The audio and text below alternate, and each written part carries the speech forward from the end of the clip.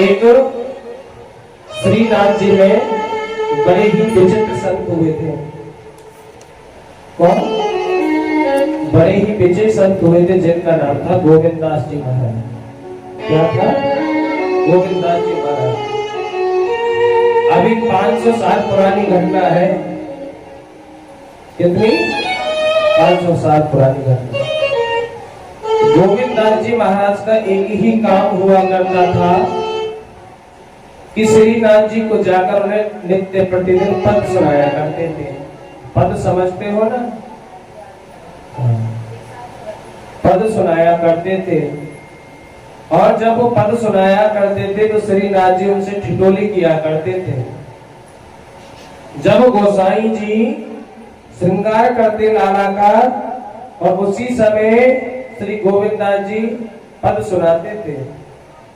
और जब गोसाई जी श्रृंगार का सामान लेने अंदर जाते तो मेरे श्रीनाथ जी क्या करते कि अपनी माला का एक मोती लेते और मोती को श्री गोविंदास जी में फेंककर मार देते थे।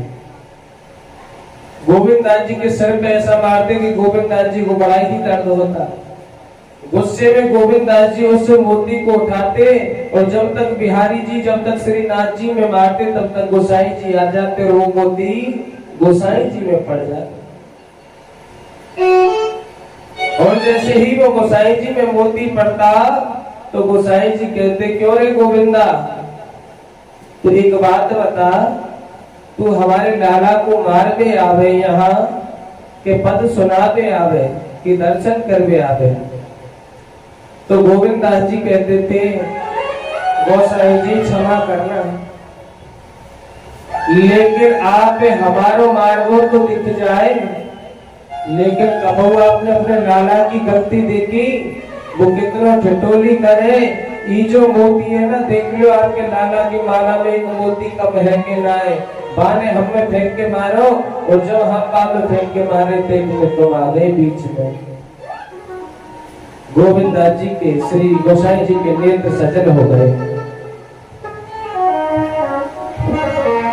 गोविंदास जी के नेत्र सजल हो गए। इधर गोसाई जी की आंखें भर आई। बोले, गोविंदा, तू कितना बड़ा भाग्यशाली है कि मेरी उम्र बीत गई भगवान की सेवा करते करते, श्रीनाथ जी की सेवा करते करते, लेकिन आज तक मैंने दर्शन आए कियो। लेकिन तेरे संग श्रीनाथ जी ठिठोली करते हैं, तू बड़ा भाग्यशाली है। एक दिन गोविंदास जी से श्रीनाथ जी कहने लगे, गोविंदा सुन, मैं तेरे यहाँ कुटिया पे चूरमा बाटी खाबे आऊंगो, खाबे के ताई आवेगो। तो श्री गोविंदास जी कहने लगे, चोरे छोरा, 56 भोग तेरे काज रखे, तेरे बिनते पीठ नाय भरे, और जो गोबर के, गाय के गोबर के ऊपरे पे जो अंगा सिकेंगे बिनते पीठ भरे तो तेरे। बोले कर श्रीनाथ जी, हमें नाय पतो, हमने बोल नहीं सो हम आवेंगे। आप जाइए अपनी कुटिया पे और हमारे लिए चूरमा बाटी तैयार करो। उसी मंदिर के नीचे एक सफाई करने वाला रहता था, झाड़ू लगाने वाला रहता था। उसको मंदिर में प्रवेश नहीं कर दिया जाता था, क्योंकि जातिवाद का जो प्रचलन है। लेकिन मेरे भगवान के सामने जाति नहीं चलती। कहते हैं ना कि जात न पूछो साधु की, और पूछ लीजिए ज्ञान, कि कभी भी भगवान के भक्तों की जाति नहीं पूछनी चाहिए।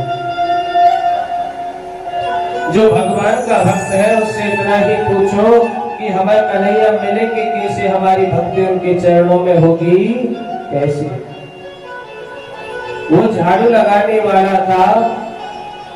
जब भी कोई भक्त मंदिर से दर्शन करके उतर के आता तो उससे पूछते थे, भैया आज हमारे ठाकुर का, आज हमारे भगवान का श्रृंगार कैसा है।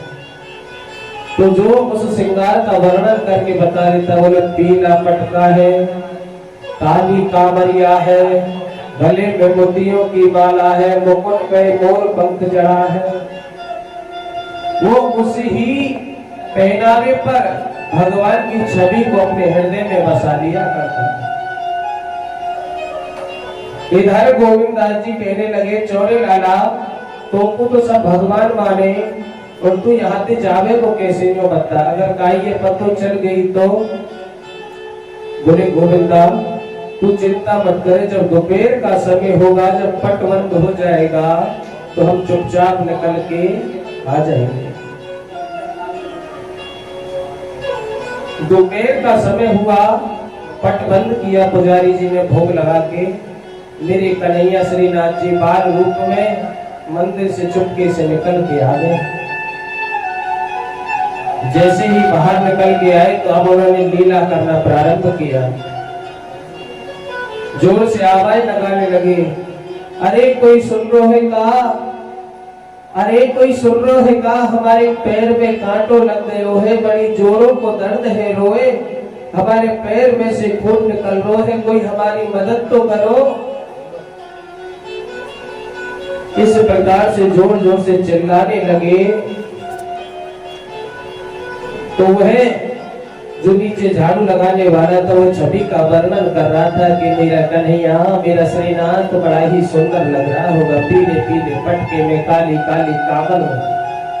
अब जब आवाज सुनी कि किसी बालक की आवाज है, बड़ी प्यारी आवाज है, कोई तो आवाज लगा रहा है। जैसे ही देखा कि श्रीनाथ जी सीढ़ियों पर बैठे हुए, पहाड़ पर्वत पर पत्थर पर बैठे हुए हैं, पैर को पकड़ के। अब वो छवि उस झाड़ू लगाने वाले ने देखी और देखता ही रह गया कि आज तक मैंने ऐसा बालक, ऐसा पुरुष जीवन में नहीं देखा। कितनी सुंदर छवि है। अब जैसे उसे याद आया कि इसी छवि का तो मैं अभी वर्णन कर रहा था, वही छवि मेरे सामने है, वही छवि मेरे सामने है। वो समझ गया ये तो मेरे श्रीनाथ जी भगवान है। दूर से ही प्रणाम करने लगा। बोले प्रभु मैं प्रणाम करता हूं। तो मेरे कन्हैया कहने लगे, अरे वहीं से प्रणाम करेगो का, वहीं से राम राम करेगो, वहीं से प्रणाम करेगो, थोड़ा ऊपर आ जा तनिक, मेरे पैर से कांटो तो निकालने, बड़ी जोर को दर्द है रे। जब इतना सुना बोले महाराज आपको सभी भगवान मानते हैं और हम आपको छू देंगे तो आप गंदे हो जाओ। श्रीनाथ जी के और हमें फिर गोसाई जी बहुत मारे। तो श्रीनाथ जी कहने लगे, ये जात पात हम नहीं माने, ये तो दुनिया वालों की रीत है, सांसारिक रीत है, हमारे यहाँ कोई जाति नहीं है। बोले कोई आनो के ना आनो यो बता दो। जैसे ही श्रीनाथ जी ने कहा कि आना है कि नहीं, झाड़ू लगाने वाले की आंखों से आंसू बहने लगे कि आज मेरे कन्हैया ने मुझे याद किया, मुझे बुलाया, मेरे सामने मेरे गोविंद है, श्रीनाथ जी हैं। कितने वर्षों में आज मेरे गोविंद मुझे दर्शन देने आए। मैं इतना अभागा कि मैं जाऊं नहीं। अब तो मुझे कोई भी मारे, कोई भी पीटे, मुझे फर्क नहीं पड़ता, क्योंकि मेरे नाथ ने मुझे दर्शन दे दिया।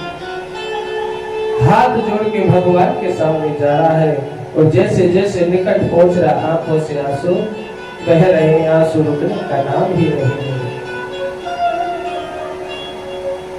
पास में पहुंचा, श्रीनाथ जी बोले भैया बैठ और मेरे पैर से कांटे को निकाल। श्रीनाथ जी के जैसे ही पैर को उठाया, उसका हृदय गदगद हो गया, हृदय गदगद हो गया। अब कांटे को हाथ से निकालने लगा और श्रीनाथ जी के तरफ देखता है और देखता ही रह गए। अब तो नजर हटती ही नहीं। तेरे बिन काना मेरा जिया नहीं माना। अब तो नजर हटती नहीं है।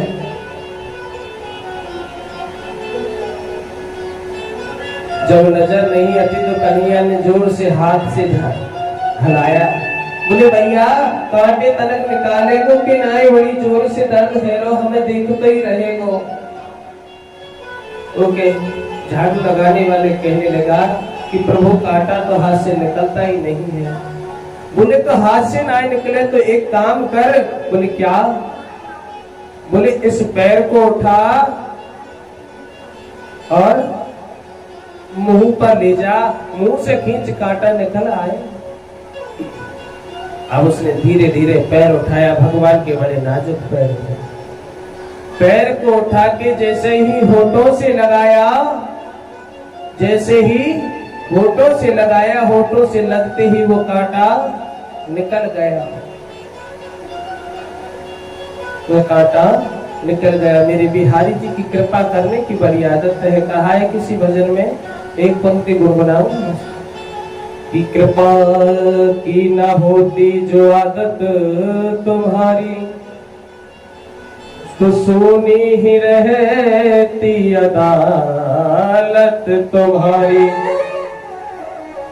जो दीनों के दिल में जगह तुम न पाते, कि जो दीनों के दिल में जगह तुम न पाते, तो किस दिल में होती हिफाजत तुम्हारी, तो किस दिल में होती हिफाजत तुम्हारी। कृपा की न होती जो आदत तुम्हारी, तो सोनी ही रहती अदालत तुम्हारी। ये प्रसंग हम अभी आपके भरतपुर में जो कथा हुई थी आज से 10 दिन पहले सुना रहे थे।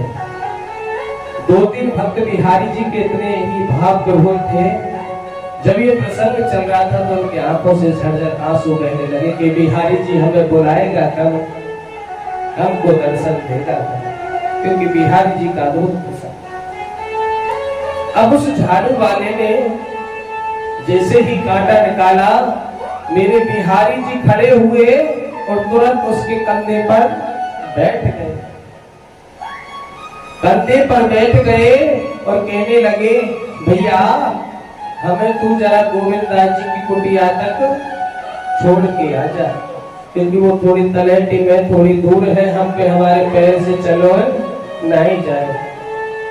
वो कहने लगा प्रभु यहाँ तक आया वो तो ठीक है, और आगे गाय ने देख ली हो तो बड़ी परेशानी होगी। बोले तू चिंता मत कर कि जिस पे मेरी कृपा हो जाए उस पर फिर कोई हाथ भी लगा नहीं सकता। कि जहाँ पर कृपा राम की होई, ता पर कृपा करे सब कोई। मेरे बिहारी जी की, मेरे राघव की जिस पे कृपा हो जाए फिर उस पे तो सब संसार कृपा करता है। अब तो बिहारी जी को कंधे पर बैठाकर वो झाड़ू वाला लेके जा रहा है। गोविंद दास की कुटिया की जैसे ही निकट पहुंचता, पहुंचते कहने लगा प्रभु आप एक काम कीजिए, मैं यहीं खड़ा हूं बाहर, आप अंदर जाइए, प्रसादी पाके फिर आ जाइए। बिहारी जी कहने लगे श्रीनाथ जी, बोले भैया सुन, तू हमें यहीं पइयो, यहाँ से हटियो मत, यहाँ से जाइयो मत, हमको यहीं मिलना, तो हम अभी प्रसादी पाकर आते हैं। बिहारी जी इतना कहकर श्री गोविंद दास जी की कुटिया पर गए। उन्होंने बड़े ही प्रेम से प्रसादी बनाई थी। मेरे प्रभु ने प्रसादी पाई और वहां से थोड़ा सा प्रसाद उसके लिए भी लेके आ गए। झाड़ू लगाने वाले लाके उसको देने लगे तो ये दृश्य गोविंद दास जी ने देख लिया। गोविंद दास जी के नेत्र सजल हो गए कि मेरे प्रभु की कृपा तो देखिए कि प्रभु के सामने ना कोई छोटा है, ना कोई बड़ा है, ना कोई ऊंच है और ना कोई नीच है। मेरे बिहारी जी ने गोविंद दास जी से उसका मिलन कराया। दोनों हृदय भरकर फूट फूट कर रोने लगे और गले से गले गले बोले प्रभु संसार में अगर आप जैसा सभी हो जाए, अगर संसार में हर व्यक्ति